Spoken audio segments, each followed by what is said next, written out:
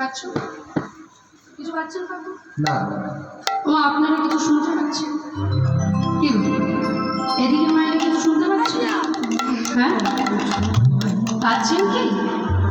ওমা আজকে এইখানে বসে না, আজ পঞ্চ পাণ্ডবের রাজপ্রাসাদে হঠাৎ নাম হতে হতে নামটা বন্ধ হয়ে গেল। শুনতে পাচ্ছি কি যেন অদূরে কেউ একজন ঘন্টা নিয়ে ঘন্টাটি ধরে ঘন্টার ওপর প্রহার করছে। ঘন্টার আওয়াজে নামটা বন্ধ হয়ে গেল।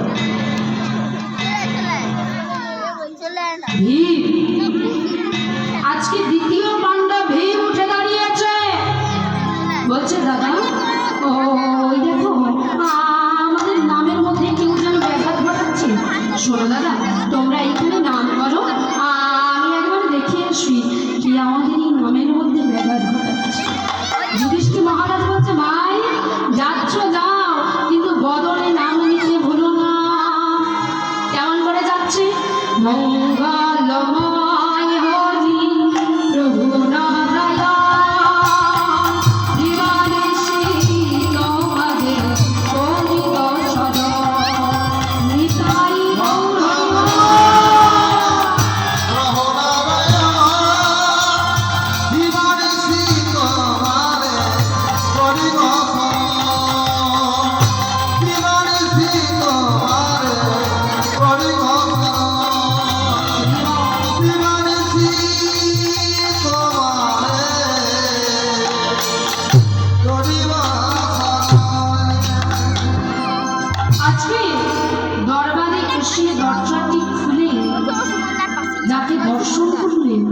দর্শন করা মাত্রই চমকে উঠলেন। দেখলেন কাকে? একজন মোটা কালো কুচিত চেহারার লোক। পাশে রয়েছে ৬-৬টি অপরূপ সুন্দর রঙের ঘোড়া। ভীম যেই ঘোড়াগুলিকে দর্শন করেছে, ঘোড়াগুলিকে দর্শন করা মাত্রই ভীমের হৃদয় গলে গেছে।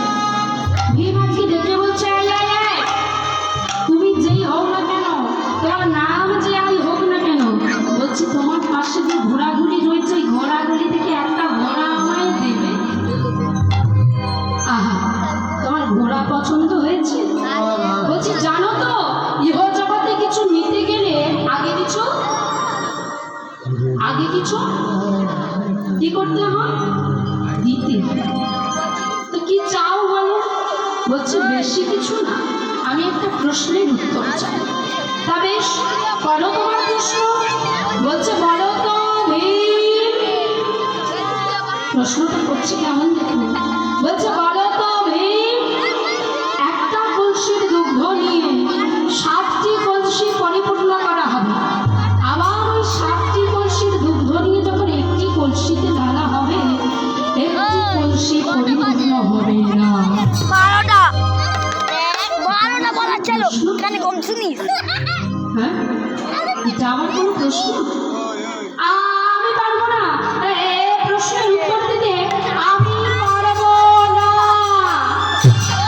পারবে না তো? শোনো ভীম, এই স্থানে এই মুহূর্তে তুমি পাথরে পরিণত হও। যেমন বলা তেমন কাজ। ভীম সঙ্গে সঙ্গে পাথরে পরিণত হয়েছে।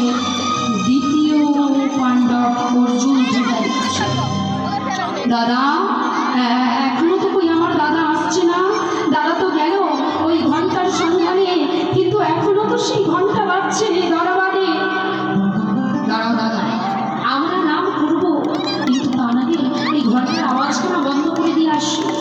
বলছে ভাই যাচ্ছ যাও, কিন্তু বদলে নাম নিতে ভুলো না। আজকে কেমন করে যাচ্ছি? বদলে কি বলছি? হরি বলো রে, হরি বলো রে,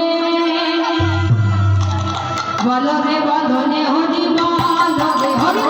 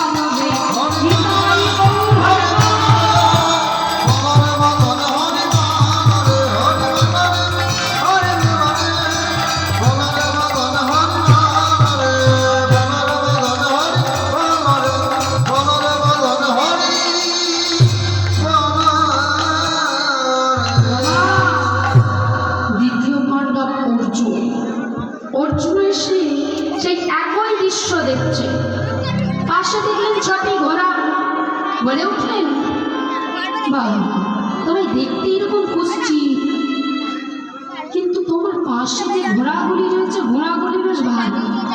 বলছি একটা ঘোড়া আমায় দেবে? ঘোড়া দিতে পারি, কিন্তু ওই একটা শর্তে, একটা কি দিতে হবে?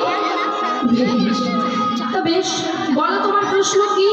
বলছে বলো তো অর্জুন, কখন একটি আংটির মধ্য থেকে একটি হাতি বলে যাবে, কিন্তু আটকে যাবে লেজটি?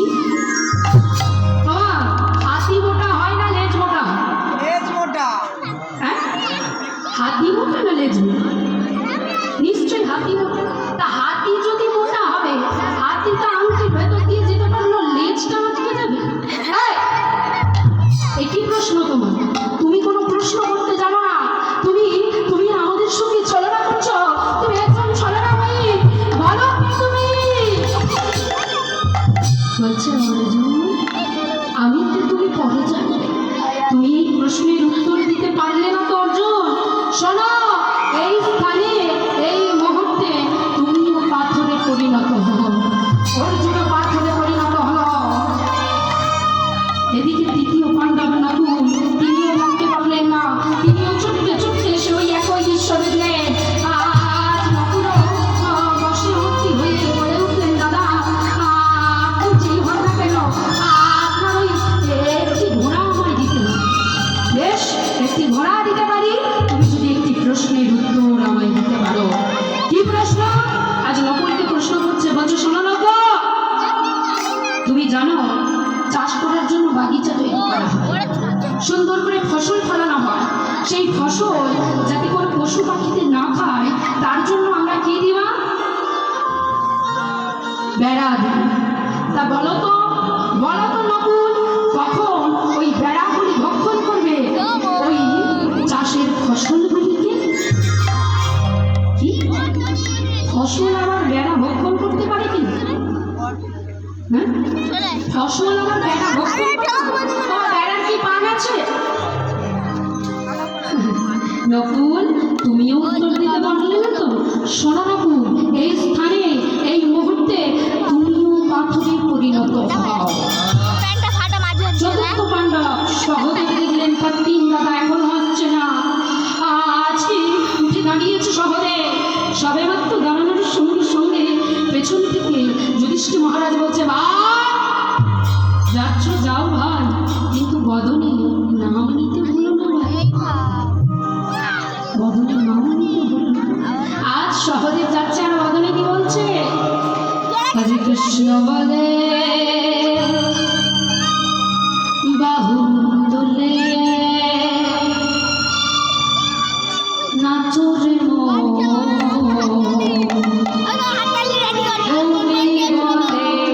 সবাই বাহু তোলে, বাহু তোলে নাচো রে মন, হরি বলে কৃষ্ণ বলে বাহু তোলে নাচো রে মন, হরি বলে।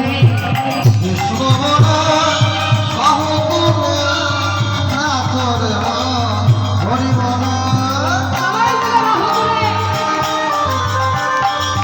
উলু ধরি উলু ধরি, তালি ধরি ধরি।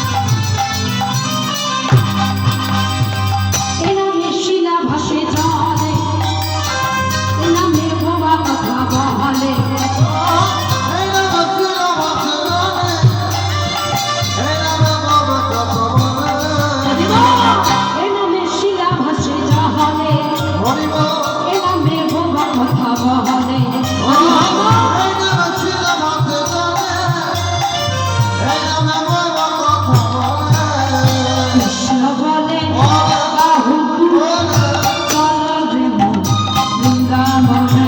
এবার কৃষ্ণ বলে বাহু তুলে চলো রে মন বৃন্দাবনে। ওরা চলো চলো চলো সবাই বৃন্দাবনে চল। এইদিকে মোটামুটি মানুষ যেতে চাই, কেউ যাবেন না, সবাই মিলে বাহু তুলে তোরা চলো চলো চলো সবাই বৃন্দাবনে চল।